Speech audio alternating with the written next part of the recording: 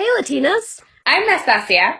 and I'm Ariadna, y vamos a latear un poco. We are empowered Latinas who want to make you feel celebrated, inspired, and heard by providing Latina. LaTeaNa is a weekly podcast that can be found anywhere. We are raising our voices and making an impact by diving deeper on the topics that get swept under the rug and more. Frequently having guest Latinas who are making a powerful difference. Join us to expand this great community. Let's pour some tea. Hi, Latinas! Hi Latinas! Hi, We're so excited. We have Jessica Marie Garcia here. We're going to talk and spill some tea, some conversation, get that dust under the rug and sweep it out. We're so excited. So thank you for joining us. Oh my God, thank you so much for having me. You are like the highlight of my day. Oh, stop, because you're mine. I know you're ours, just both of us. Yes. We're so excited. We're so happy that you're our very first guest. One of our favorite topics here at Latina is how we can sometimes feel like we're not Latina enough, or for one reason or another. I know Ariana has felt that way. I still struggle with that feeling on a regular basis. And I think what I like about today is we're starting to understand that we're not alone in that feeling. And I know this is a similar and familiar topic for you as well. So do you believe that there is a set experience for a Latinx person to have in order to call themselves Latinx? No, I don't think so at all. And I think it's unfair to put that on people, because I feel like the world judges us for so many reasons. Why are we going to be the first to judge our own people? Because it comes from us. It's not other people not feeling like we're Latin enough, I don't think. I think it's our own that's judging us. And it's because they've been judged. I feel like there's so much beauty in our history, and there's also so much pain and so much hate, and it's scary and it's sad. And I think that like these conversations are what's going to help change that narrative. But I get it all the time. I'm not a fluent Spanish speaker. So because of that, I mean, my own friends who are Latin, like I'll try and say something in Spanish and they're like, wait, what was that? Wait, did you guys hear that? Hold up, Jessica, say that again. What did you say? What did you say? And you're like, shit, like you don't want to. My mom does it. Like, I've been doing Duolingo and practicing every day. And wait, what is Duolingo? Oh, wait, you don't know Duolingo? No, what is this? It's an app and it's incredible. Like, I'm not sponsored by them. We're not sponsored. Also, can we curse? Because I have a sale. Girl, go ahead. Yeah, exactly. Well, it's an app, and you can pick so many different languages. And of course, I picked Spanish because your girl barely speaks English. I should have probably taken an English course first, and I might not be passing that one. But I've been working on it for, I think I'm on 2 weeks now, every day for like 30 minutes, an hour, because it's fun. It's like a game, and I realize like I entiendo todo, pero hablo un poquito. Oh, I get so nervous to speak it, and I have said that sentence in like every interview. That's like my go-to. I drop it and then I run away, going, "See, I speak Spanish a little bit," and then I run away. There you go. Like you get really confident about a few words, and then people keep talking to you, and you're like, "Oh shit." Yeah, like, oh wait, just elementary Spanish. Elementary Spanish, absolutely. I can tell you like where the library is, where the bathroom is, and that he loves bananas, and that's about fucking it. Usually it's the go-to, the library, I swear, like, ¿Dónde está la biblioteca? Like, why is that like sentence? Why does everyone know that sentence? Oh, my class in my school, it was all about the un sacapuntas. Like, oh my God. A pencil sharpener. It was hilarious. Oh my goodness. But yeah, I feel like it's an unfair thing to say. And I feel like we do it to ourselves, and that hurts even more because like I felt for so long that I was, again, not Latin enough or not American enough. And you try and be, excuse me, one or the other depending on your situation. And that's like not fair. Not fair that anywhere you go, you feel like not at home. Because like I had a lot of Latin friends growing up, but they were all like me in the way that like they didn't speak Spanish at home. Like their families probably coconuts. We're called coconuts. What? I'm a coconut? That's what we're called. We're called when we lack the language. We're called coconuts. The first time I heard that was in Hentified, and I'm like, is this a real thing? And I asked you, and I'm like, oh my God, I had no idea. Appreciate that. That's what I was called too. You're not alone. No, but like it's stuff like that where I hate that, and I hate I hope that we can end that for the next generation, so that please. We can be encouraged to learn. Because I'm not saying that not learning Spanish is like you should be like, oh, so proud that you don't speak Spanish, because that's not what anybody is saying. Mm-hmm. I think it's more like we all have our own journeys. And we should be, so many of our so much of our history is us trying to make a new life and a better life for our family, that when we're kind of put in that position, it doesn't feel like we're encouraged to grow as much as we're encouraged to do whatever our past generations wanted for us. And that also puts us in a strange predicament, because I don't know about you two, but I have a feeling it's the same thing, where it's like we live our life to please our parents and to make sure that they're proud of all the sacrifices they made for us, because they remind us those sacrifices as often as possible. Mm-hmm. I hear the same stories over and over again. I could tell them verbatim. Like, I swear, if a new person comes in my house, I'm like, how long before she talks about Castro? Like, you know what I mean? 2, like 1, there it is. And there it is. Yep. The Cuban flag on the wall? Sure is. So it's like, I don't want to say like hate too much, because I always want to just encourage love, but I hope that, we can encourage each other to grow and learn from each other's experiences. Mm-hmm. And also, like, I'm half Mexican, half Cuban. And I feel like even in the small amount of representations Latinos have in the media, I get the most of it as a Latina. I feel like if you see a show, it's about Mexicans or Cubans, I don't see shows about Dominicans. I don't see shows, about Puerto Ricans. You really don't. Mm-hmm. And I feel like, I hope that as much as I want to continue to share my story and feel like it's important, I want to be able to highlight those underrepresented stories in our community too. Mm-hmm. That's the only way we're going to be able to get out of that narrative and that mindset. I love that. You need to have this specific Latin experience or you don't count. Absolutely. Oh my goodness, so many points were hit. Like, I feel all over. Because I was like, girl, did you say anything? Like, no, you did. And they're like, and have a great day, Jess. Thank you. That's all we have time for. No, it really is perfect. I think there was always so much growing up for me. Like, I always felt like there was for some reason, there was always static. It was really, really hard to fully connect to one station for me. Like, how do I sit here and have a conversation with my family members who speak only Spanish? How can I break that language barrier? And then, all I do later is just laugh it off. I can't speak Spanish, but I really felt it. Like, I'm like, am I enough in this situation? Do they consider me enough? And it's a real feeling. And I'm so glad you talked about how encouraging all experiences, because I feel like the moment that we start doing that, we can normalize all experiences and not shoot one down, whether you were born here or you were born there or you speak this or you don't speak it. I think that there shouldn't just be one true, authentic way of being Latinx. I feel like you are what you are, and nobody should be able to tell you that you're not, and you shouldn't accept that language from somebody else either. So I really get it.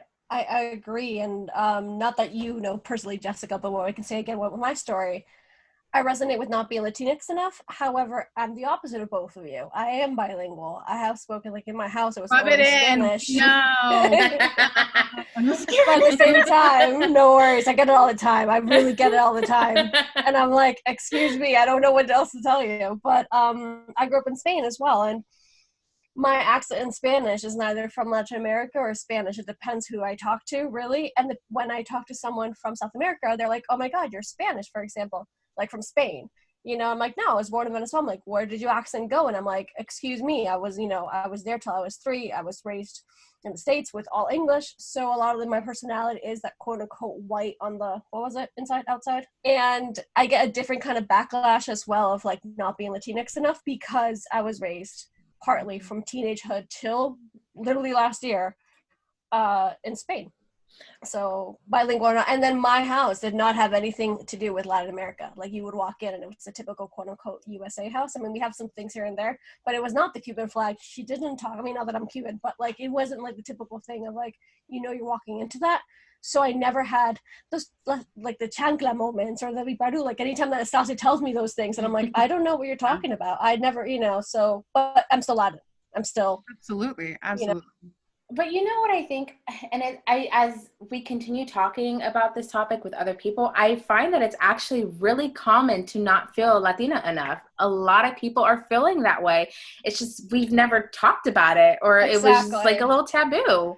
I feel like because we have to be tough, and I feel like the way that we speak to each other, we are a little tough with each other in our families and our friends. And it's so funny because I didn't get that too much growing up. Like, I feel like because it's been me and my mom for so long, and like we're like, oh my God, let's cuddle and be best friends, and like I should be on that Smothered show. Like we're so close. And then I came out here, and honestly I feel like I got way much more of a diverse group of friends now. Yeah. And especially in the last couple years, and even like my Dominican friends and my Puerto Rican friends, especially when they come from the East Coast, their love is tough and their love is giving you shit. Mm-hmm. And I always thought that like I was like, oh no, I'm tough as shit, like, oh no, I'm ready for it. And then hanging out with them, I was like, oh God. And I'm like, no, I gotta be tough, and I gotta be like, nah, like take these hits to show you I love you. I gotta make fun of you.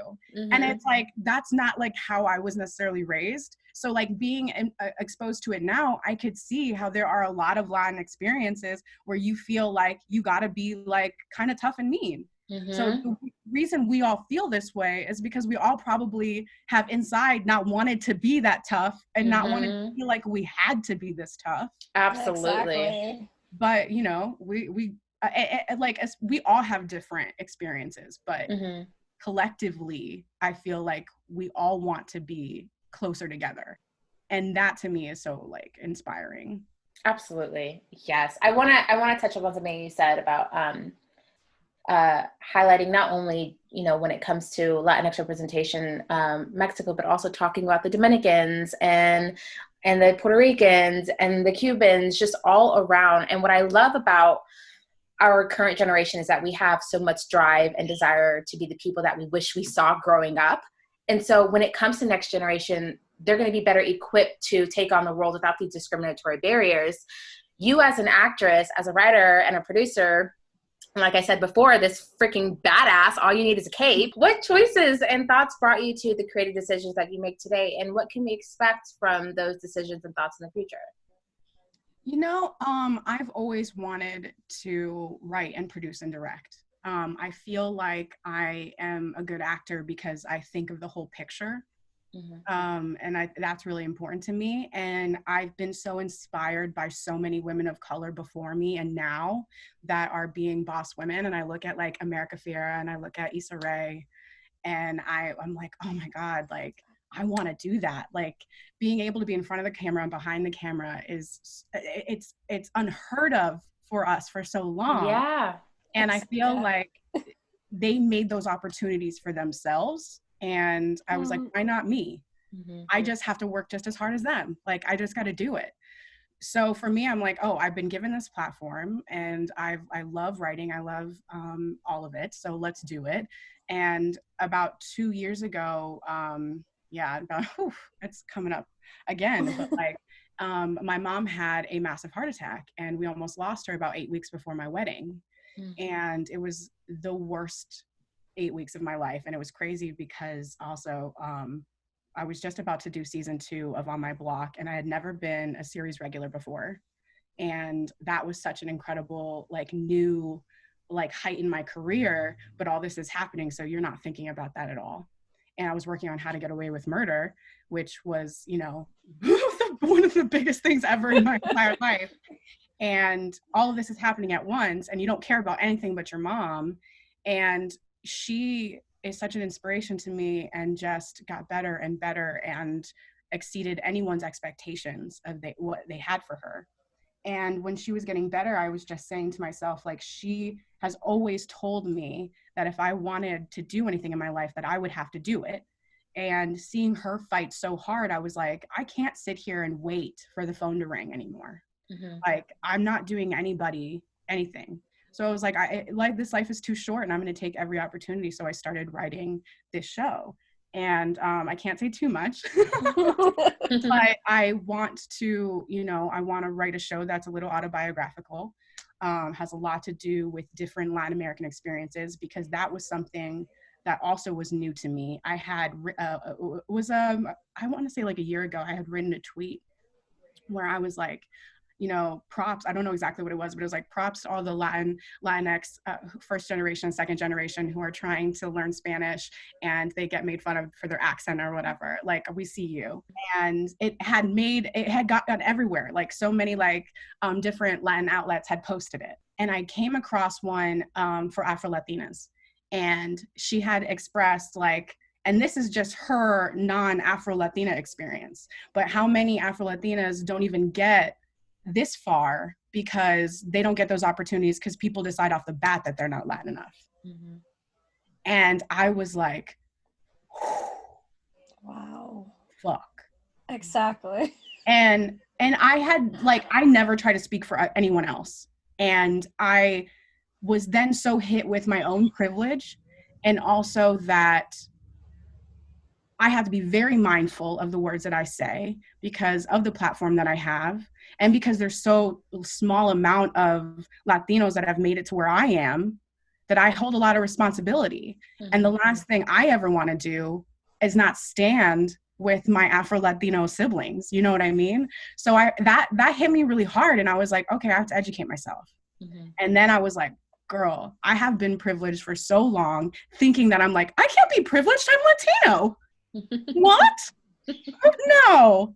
And I feel like in that, I have a responsibility to not only educate myself, but kind of put my money where my mouth is. And on shows that I want to work on, I want to highlight those voices, but they also have to be written by those voices. So it's not only like, oh, if you cast all this diverse talent, you're going to make up for all the lack of it. But then when you read those scripts, you're like, who the hell experienced? These are white experiences. This is through white lens. This is not how anybody speaks. And it's so important to actually have those writers in your rooms and not just one that's supposed to speak for everybody, because we've all had to be that token one that I have to speak for every other Latin culture or Latin experience. And that's not fair. So that's just, that's what's really important to me. And that's what's driven me for the next few projects that I hope to develop and be a part of. I mean, I've been in costume rooms where people are like, is this Latin enough? Do you think Latinas would wear this? And I'm like, what? Okay. All right. I'm going to take a deep breath and not try to punch you in the face. Yeah. Exactly. And not Christmas we don't stuff have out many here. Latin friends, do we? All right. But no, it's things like that, constantly happen. And I feel like now we're in a position where I feel like we're getting more courage to be like, hey, we don't say that. I feel like there's so many times where I wish I would have said something in the moment. And now I'm like, oh, I will always say it. Now I feel like, it's there is no other time than now to speak up for everyone. So I'm excited about that. I feel a little fearless in that, we're all on the same page there. Yes, I love that. Ariana, you said you had a question? Yeah, let's see if I remember it right now, but we were talking about, there's so many things. It resonated with me with by the end of this. It just resonated with me in so many different levels. And I'm like, I'm almost like Nastasia, where do I pick and grab, and choose? You reminded me of one of our favorite shows, actually, that Mindy Kaling's show, Never Have I Ever, which I feel like that's such a special, wonderful, just representation. And it is something that it shows so much that it comes straight from someone who knows and represents. I know it's not a question, but it's one of the many things that popped into my head when you were explaining that story. She's another one that I am so inspired by. I was just recently on a panel with her, and I was like, oh, Mindy, she's going to sit right next to me. She's going to sit here. Okay, she's going to sit right. Okay, cool. I'm fine. Okay. Fine. And she was so sweet and such a powerful, and I just love being around powerful women. Yes. Once you get a taste of that, you just want it all the time. working with Viola Davis, because I will talk about that every day, all day. Like, you don't even have to bring her up. And I'm like, Viola Davis, you talk about Viola Davis? I worked with her. Hi, did you Google that, please? Yes, I was there. There are pictures to prove it. Thank you. But no, she just walks in a room and like, you are like, because she just radiates this power in such a graceful way that I just want to like possess it. Give me some, please. Like, give me some, exactly. Give me some of your magic, just a little bit. So you can like continue spreading it on, you know what I mean? Yeah. I will pass it on. I swear I won't just keep it for myself. As long as I can. Oh my gosh. No, it's contagious. Like I swear, when you're on a set that's majority women, nice. And I don't want to. Yes. I love men. Don't get me wrong. Another great. I love humans in general. I swear, but just it feels there's a freedom there where you just kind of feel like creatively as well. That, you know, let me throw this out there because I don't feel like I'm gonna feel less than because I have an opinion. No, I love that. I do. Strong women. I mean, shout out to all the women in this industry. I think I've had some of my best lessons from them. I mean, again, men are great. I just feel like this ain't about y'all right now. We're going to put a disclaimer. Men are wonderful. We're definitely going to continue with something else that's definitely really big for us, of course, which is the topic of body positivity. Of course. One of my favorite things, our favorite things about you actually, is that you always seem so confident and full of self-love. And you're talking about that magic that we're talking about Viola Davis. You have that magic when it comes like off the screen. It jumps right out like, oh my God, look at her go. Just really, it's that like self-confident power. Badass, like we already said before, moves. So our deep question is, how do you love you? Ooh. Well, first of all, thank you so much. I would like to record all of those things that you said about me and play them back when I don't feel all of those things. I think self-care and like positivity about just being you is something that you kind of have to remind yourself about every single day. I still have days where I could literally pick apart each single part of my body and tell you what I don't like about it. Yep. That's so easy to do. But at the same time, I've been with this bitch since day one. You know what I mean? Like she knows me better than anybody, and she has never left me. And that to me is so powerful. And I've been blessed to have a mother that has always instilled in me that I wasn't better than anybody else and nobody was better than me. And even though, like, I feel like when I say this, it sounds kind of negative. It's really not. But, like, my mom was always like, listen, there's always going to be somebody younger than you, better than you, funnier than you, prettier than you.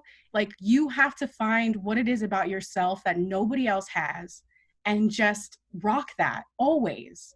Like, I just think falling in love with yourself as often as possible is also such a sign of resistance, especially for people who are not, you know, white cisgender, like, you know, in America. Like, I feel like we're kind of almost taught to not love who we are. And I think that that's slowly changing, but we have to do that. So I don't know. I choose to just think, I don't know. Like, there are times where I'm just like, bitch, you are so fucking sexy. Like, yes, you are like curvy and proud, because also like Nastasia and me are also very curvy and like, you know, we're here, we're gonna own it, but that's what we see from you as well. I mean, that's what people are like going to doctors to put inside of their bodies. You know what I mean? Like, let's be realistic here.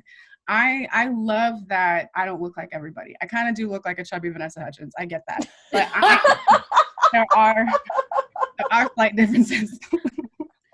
I don't know. I don't know. In a world that like is so negative, like, why not?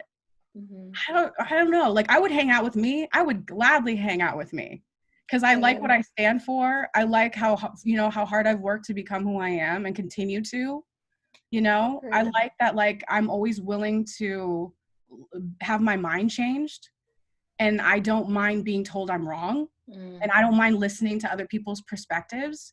And that to me is so needed right now. Like, the last thing I'm going to do is beat myself up because I had many s'mores than I should have maybe had.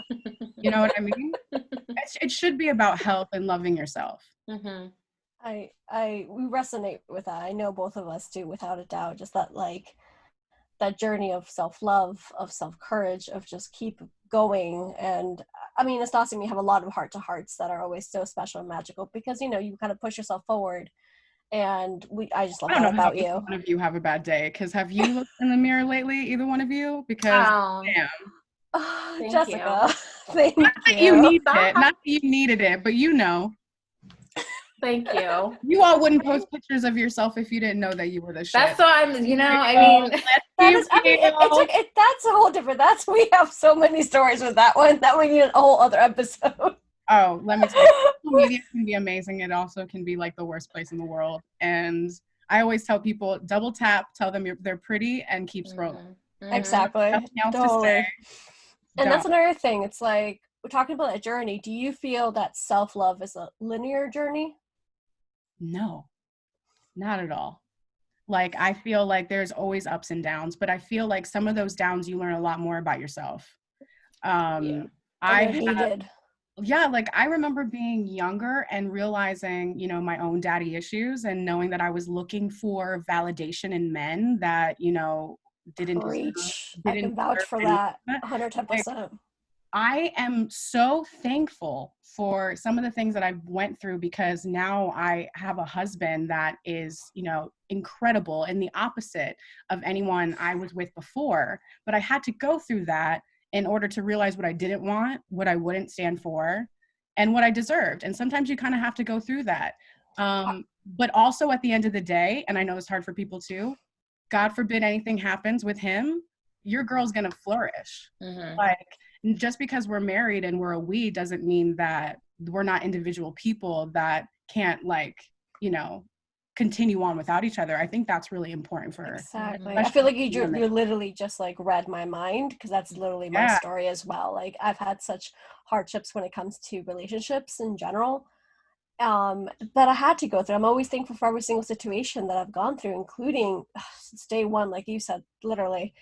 And because that's the way I have the husband that I have today, literally someone who's there from day in, day out, and we can flourish together. So that's literally something that resonates deeply with me, and kind of leads to the next question a little bit, I guess, which would be like, is there an actual destination of like self-love, or do you feel like it's an ongoing process? Oh, it's ongoing. I think that it's not. We're, as humans, like, we feel different about like everything on a minute-to-minute basis. It's even so hard for me to be like, I will never do this, or I will always do this, because whenever I'm put in that position, I'm like, well, maybe, like, never mind. Like, you know what I mean? Like, I used to hate people on their selfies, and then I was like, ooh, I actually kind of like good. And now I post selfies all, like, you know what I mean? Like, I feel like our perspective. The hint of Jasmine in you from on my block. Because that girl, Jasmine is something. Jasmine lives very deeply inside. Good, because she is such a powerhouse as well. I swear, I love that character. But you reminded me of her. But she also, and I saw that from day one, from the pilot, like, anyone who knows a Jasmine, or who in my case is a Jasmine, you know that you lead with that kind of confidence and you lead with that kind of personality, because you are like fighting demons at home, because you're building walls so that people don't hurt you. Like, if I tell you the joke, I will never be the joke. And that's kind of where Jasmine lives. You know, like, if I do this, you know, this show for you right here, you won't see that I'm like crying at home, or the fact that I'm taking care of my father. And I'm just thankful that like Netflix and Lauren and Eddie and Jeremy were like, they saw that as soon as they met me. They were like, we have so many places where we want her to go. Good. So that was really, and a lot of shows wouldn't do that. So I'm just thankful for that too. This leads perfectly, of course, to our next question. And that was my plan. Exactly. You were just the perfect segue person. You're like, this is why we have you. Which is so discussion about showing up in all areas is super important for us, of course. So like, we're going to mention on my blog, because you're on it, and we're going to mention like all the different shows, but this goes beyond just your show. It goes more so than all the shows that are representing us currently on TV. So showing up and supporting Latinx content, showing up and supporting shapes, colors, and sizes, and all of it. So what's your opinion, take, what's your thoughts for now?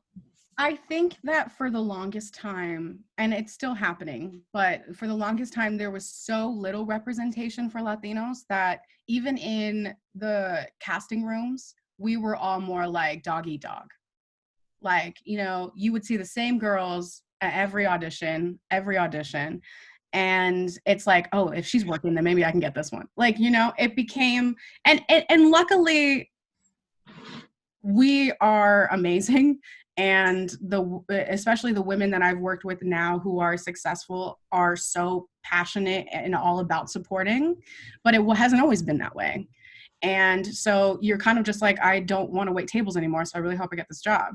And I think with that came like the idea of, if the representation isn't exactly what I'm used to, then why would I support this show? It's not real. You know what I mean? Like, that's not how I grew up, so I'm not going to watch this. And that sucks because we should be open to seeing each other's stories. And then I feel like for the older generations, like, they're watching telenovelas, they're watching Telemundo, like, they don't have to watch our shows and not understand what's going on. So I think it's really important that there's a lot more Spanglish, like there's a lot more, you know, again, colors and shapes for our shows, but it also, we have to support each other 100%, whether that's tweeting, whether that's like, you know, you have a platform, like really show out for each other's shows. And I feel like we're doing that. I feel like a lot of our shows, like I'm like the biggest One Day at a Time fan, like the biggest, like it's kind of disturbing because I grew up very similarly to exactly. You know? I grew up with a Cuban mom and a Cuban grandmother. So like that, all those stories are way too close. But excuse me, but no, I think it's really important. And I think slowly it'll happen, but I think that also has a lot to do with, you know, hiring the right people to show more diverse stories so that people can play. But we don't get marketing either. So that's another point. That's exactly what we talked about this really briefly about Baker and the Beauty and how like that show that just recently got canceled and are trying to get it renewed and whatnot.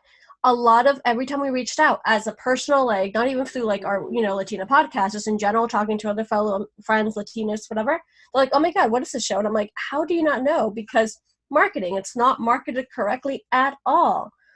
So then we complain that there's no views, and I'm like, of course there isn't, for two reasons, like you said. One, because the older generation's not watching these kind of shows, of course, and at the same time there's no marketing for it. Something I'm super proud of is like, well, first of all, Netflix does it very well with your show, because I feel like I've seen it a whole lot, and since I'm like advertising, it could be done more, obviously, as always. But with Love, Victor from Hulu, actually, I've had friends who, without me mentioning them to the show, they're like, oh my God, yeah, I saw the ad. Oh my God. Yes, they are definitely.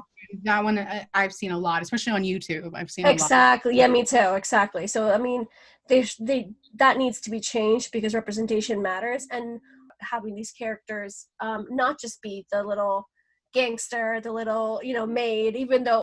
Definitely. But I think even with the and I don't mean to interrupt you. I'm so sorry. But no worries. Specifically tackling when we on My Block when we tackle the gangs. What I think is so great about our show is that we show you how that happens. We show you how you fell in love with a boy. You fell in love with his friends. You fell in love with who they are, and you saw what great kids they are.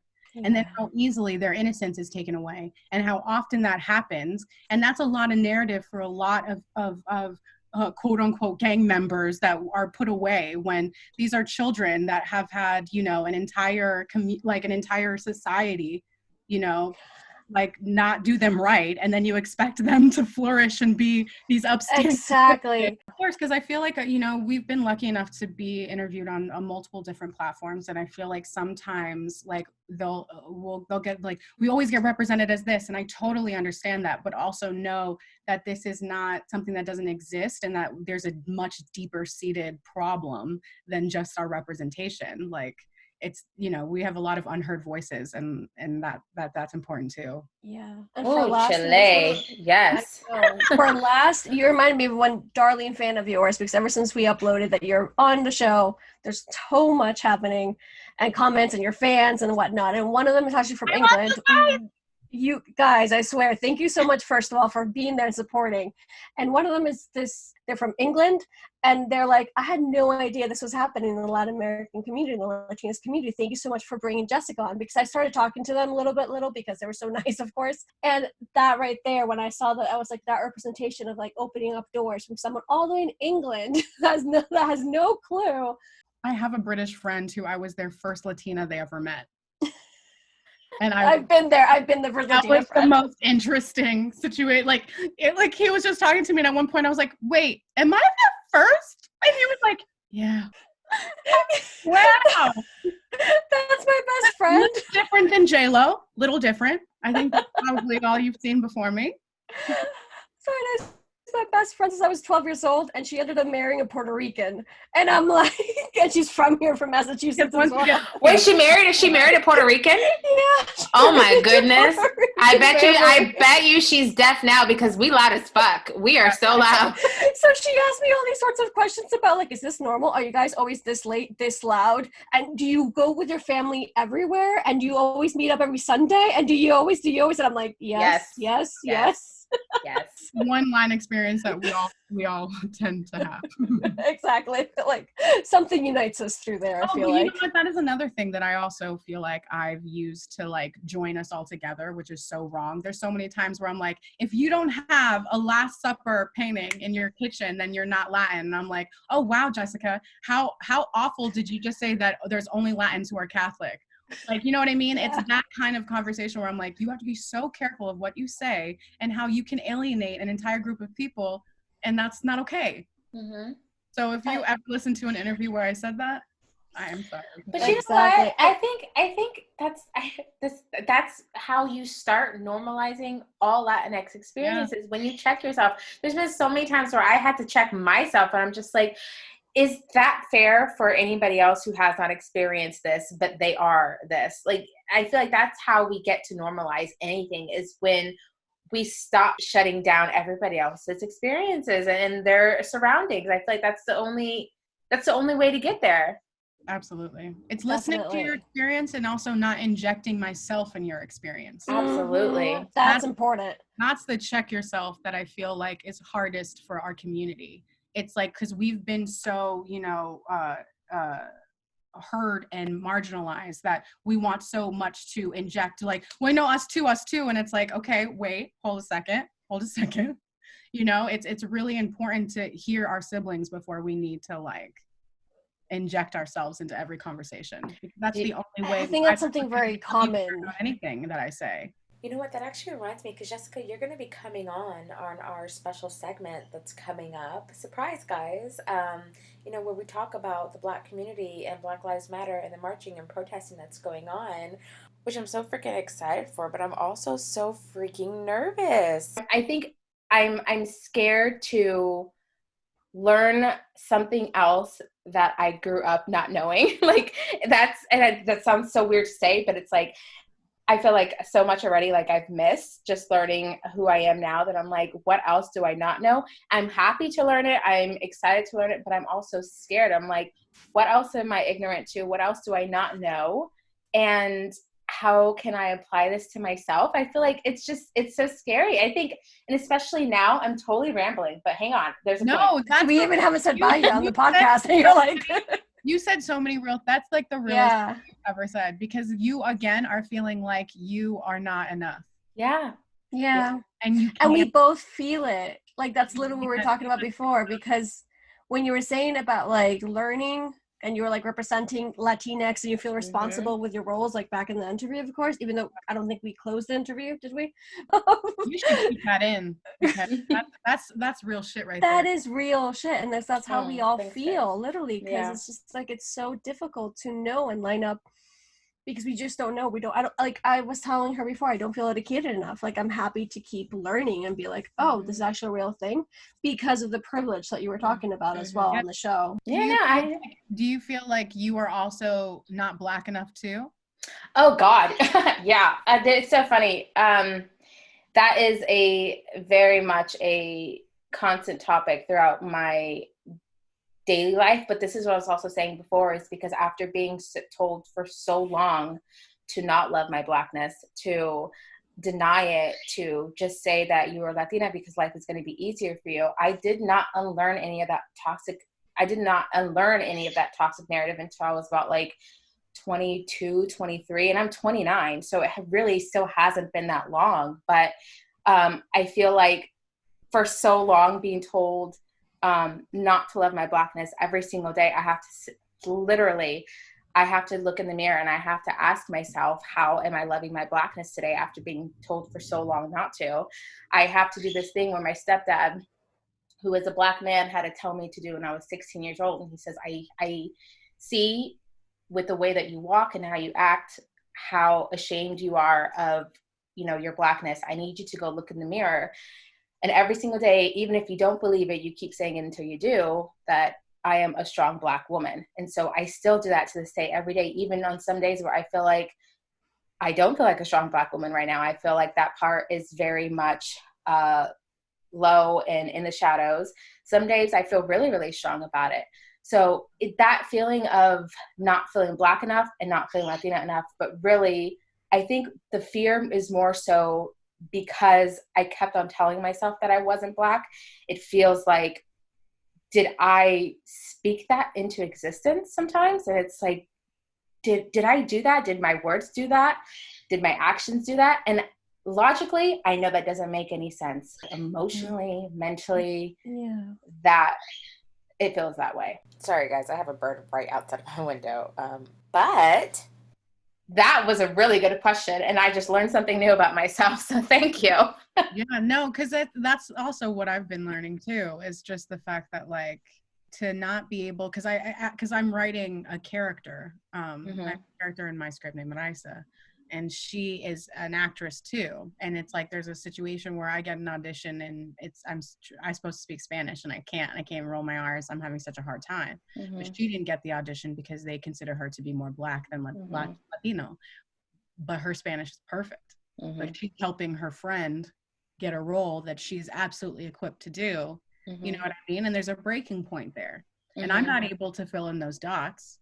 But that's the conversation I want to have. Like, I feel like even the character that I'm writing for myself is like, she's so ignorant. Like I feel like people are going to watch my show and be like, I don't like her. And I'm okay with that. But you know what I mean? I feel like there's a lot of growth in that, and I feel like that's okay. And I feel like I want everything to be more of an ensemble anyway. But in learning about who I want her to be, and like just kind of like trying to understand her, that must be so intense, because on the flip side, you live in a world where Black history and Black culture is so taken by everyone else, but not the oppression and not the actual racism. And to then try to juggle that everybody wants to be that, but then you were told for so long not to be like, and then being like, no, I'm proud of this, but then why for so long was I told not to be? Who do I believe?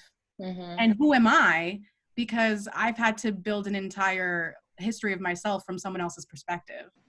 Like, I applaud you because you've had to be strong, but I'm also like, that's fucked that you have to be strong. Like, you shouldn't just have to be strong. Like, it's always like, I'm always like, Black women are superheroes, but why the hell do they have to be superheroes when they're just trying to survive and have a life and be happy? Exactly. But like, you've been forced in this position that you don't want to be in. Why can't you be vulnerable and shy? And like, you know what I mean? Like, I feel like there's so much that's just not spoken about because we're scared to ask more questions. Oh, that's a topic too. I was talking to another panelist, and she was saying how she was scared to come on because she just felt like, because she wasn't Afro-Latina, that she was afraid to say the wrong thing. And I was like, this is not just a moment for conversation. This is a moment for listening. This is a moment for learning. Like, if you're there to just listen, that body count still matters. Like, that body count needs to be there. I think it's so vital, and I think it is. I understand the fear of like this conversation being scared to talk about, because we're also told, right? Don't talk about, what do they say? Don't talk about money, don't talk about race, and don't talk about politics. You don't talk about those three things. So now we're like, oh, we shouldn't really say this. And so when it comes time to that conversation, we're ill-equipped to speak intelligently, to speak calmly, to talk about this as if it just were something, as if I'm coming to you and be like, yo, I'm really upset about my boyfriend. And we can easily have that conversation about boys, but we can't have that conversation about race. We can't talk about that. It's too scary. When you have been told not to talk about it, it makes you ill-equipped to be able, when time comes, to actually talk about it. Mm-hmm. But all that's done is forced you not to stand up for yourself. Exactly. Put everyone else in that privileged position to not have to apologize for something that they might have done, or the microaggressions that live inside them. Mm-hmm. You know what I mean? Like that puts people in an uncomfortable position because people don't want to know that they were wrong. Mm-hmm. Or maybe how they were raised was like fucked up. Mm-hmm. Yeah. Mm-hmm. It's like seeing themselves in the mirror, like really who they are. I have a friend who literally sweetest boy in the world, but he was raised super right wing. And then he came out here and is friends with a bunch of people who are not that way. And he goes home and gets told that like, oh, we've affected him. And like, you know what I mean? But like he slowly has, I felt, grown up and found his own words and like his backbone really. And I'm kind of like, sorry, but what happens is if you see where all these right areas are, they're super small towns, because as soon as anybody gets out of them and they're in more like more diverse areas, they realize how wonderful they are and they stay there. And then you don't feel all of those ways that you were growing up feeling. And like, why do you think that is? Like people want to stay ignorant. That is a choice. In 2020, ignorance is a choice. Just it. You know what that reminds me? This was like 3 years ago. I had lived here for the most part of my life, and then one day I was just like, you know what? I need something new. I need something scary. I need something exciting, because I was in a really bad writer's block, and the only way to get out of it is by scaring the hell out of myself. So I packed up my crap and I moved abruptly to the state of Indiana. Not fully, and I know. Not fully understanding what I was getting myself into. And the people who had encouraged me to go, their experience with Indiana was a great one. They have no issues with race or anything of the sort. Which is how it should be. You know, that's how you should be living your life. However, I quickly realized that was not going to be the same experience for me. I mean, there was never a month that went by that I did not hear some type of racial slur, whether it be me walking down the street or going to the store or driving. And like, it made me feel like every single time I stepped out or did anything, I always had to make myself feel smaller so I can accommodate and not, you know, drag too much attention to myself. Or even in situations where like 90% of my time there, I was the only person of color in the room. And again, it made me uncomfortable sometimes, because I was like, I feel it, right? But like, there's nothing that I can do about it. I can't express that, you know, discomfort. I can't say anything about it. So what do? I stay quiet and I keep it to myself, and I modify my behavior choices or my thoughts so I don't make anyone feel uncomfortable. And it was, I had never really understood how much it made me feel until I came back home this year in February, when I went outside, and it was like I saw a plethora of people who looked like me or some other. And I was not suddenly the minority in the room or outside or in you know, in this town. So it was just a real eye opener. I had to learn. I mean, I had always been exposed to racism, obviously, but that was just like a whole other level of feeling like I had to make myself smaller so I wouldn't make somebody uncomfortable. That was a new feeling that I did not know existed. Yeah. That's Indiana. So aggravating. I know, I was the only brown person in Indiana in the middle, so I feel you. Well, did you guys actually shoot in Indiana? No. But okay. I was like, I didn't think so. Even in that casting. And I was also the only brown person in Wisconsin on Liv and Maddie. Yeah, exactly. Yeah. Like, well, Jordan Fisher came on, though. We were like, hey, look! Other people exist! And you were casted. You were exactly what we were talking about. I think we said that in the first episode. I think, or just you and me ranting one day. They were always cast as the best friend, and you were cast as the best friend, Liv and Maddie. And that's what I loved about On My Block so much, is that in everyone else's stories, these characters would be their best friend, or would be a story, or would be the villain. And it's just like, that's what I love about On My Block. But one reason that I wanted this to be a conversation with not just Black Latinas, but also non-Black Latinas is because, and this is something that I had to explain often when I was living in Indiana, when people would tell me, oh, racism isn't that bad here, or if you just work hard, you'll get to where you got to go. Jessica's face, like, oh my God. That person fuck all the way off. My favorite question is, when was the last time that you developed curiosities to explore beyond your privilege, to explore beyond your environment, explore beyond your surroundings? Because when you do explore beyond that, and you actually immerse yourself into a place that you've never been before, you then no longer get to deny racism. You know that you don't get to. And I feel like even if someone is just there to listen, like, that's allowing them to explore beyond their surroundings and beyond their curiosity. And I think people need to see that. I think it needs to be seen, because it's the only way that it is seen is if when they become the white savior in those films. That's the only way that it's seen. Yeah. I actually had a really great conversation with a friend of mine, and he was like, why is it always that, especially women, that if you're a woman of color and you want to win an Oscar, no, men too, that you have to be either a victim or the oppressor, like either the worst. It's never like you're going against like the norm. You'll get maybe nominated, but you won't win. You won't win.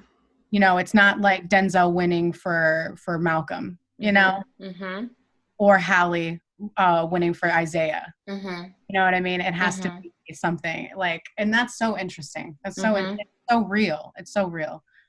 But no, I think what's really important too is that we know, like you and I, especially because we benefit from white privilege. We know in our hearts we're not the problem.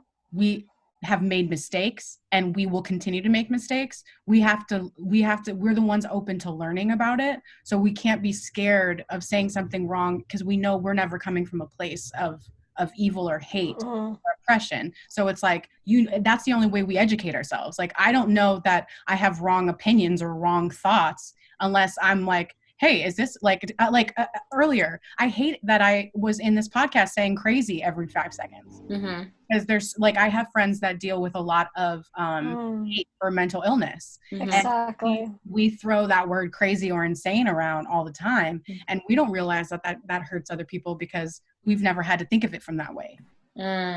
So it's like, it's not a problem for, at least for me. Cause like I'm just like, oh, should I say something wrong? Please educate me. Like, oh my God. I completely agree. Like, Nastasia knows she knows. I am exactly what you just said, basically, because I just want to learn. And she's like, don't worry, I know where you're coming from. Like, she's, of course, you see her, she's a golden star. It's true. She's like, stop. She's like, you know, you come from a good place. We understand. Like, just let me know. Come at me in a good way, and then it comes out, of course. But it's also not her responsibility to educate us. So, of course. We also thank you for even and I think that's the thing, is like, for having this conversation, because you don't owe it to us to have this. No. We owe it to you to educate ourselves. Yeah. You know, and that's, I think, important, because like, I think there's a sisterhood that we need to not even go back to, because I feel like it was never really fully there. And I feel like there's just like such a fear that if there was true Black and brown unity, that we would just literally take over. Yeah, absolutely. Like, we just would. So what I feel like, there's just a systematic, like, or what is it? Systemic. Heard it so many different ways. I had to say. I have to, honestly. I had to look it up and be like, how do? It's systemic. Systemic. But there's like in that to keep us divided. Like, and it just doesn't make any sense. We share some of our best people. Yeah. Like, how are we not, like, it's just, I feel like it's purposeful. And I think that also has to come from the fact that we come from so we've been pillaged and colonized from so much that we also get the same narrative of white is right. Ugh, gross. Completely. This, wow, I'm a little emotional. Yes, yes to all of that. I know, right? You know what? Thank you so much for not only the first conversation, but the second conversation. All the conversations. I mean, the first one definitely, it means a lot because those topics, like we said before, are near and dear to our hearts. The second one, it was unexpected, but I think it hit a very special way, and in a way that I did not know that I needed. So thank you. No, I'm happy to be a part of it. Thank you for sharing. It's like such good enough. Thank you. Coming closer. Yeah. Thank you. Please Thank have you. a great day. You too. Ciao, Latinas. Ciao, Latina. We hope you enjoyed your tea. You know we did. Be a part of this conversation. Come join us. Find us on Instagram, Facebook, Twitter, YouTube, Pinterest, and more. Where you can find us providing la tea y estar lateando con nuestras amigas. And remember, We are all Latinas. Latinas.